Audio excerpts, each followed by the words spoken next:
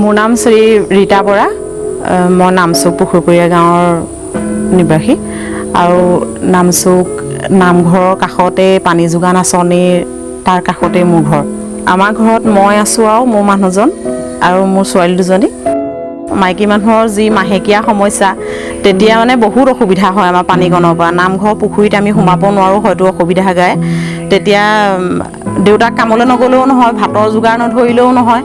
পানীকণ মানে যিমান আমাক প্ৰয়োজন হয় হয়তো বেলেগে বুজি নাপাবও পাৰে। মাইকী মানুহৰ যিমান পানী দৰকাৰ, ৰাতিপুৱা সময়কণত আমি খোৱা বোৱাৰ পৰা ধোৱা পখলাৰ পৰা ধৰি গা পা ধোৱাৰ পৰা বহুত আমাৰ পানী দৰকাৰ হয়।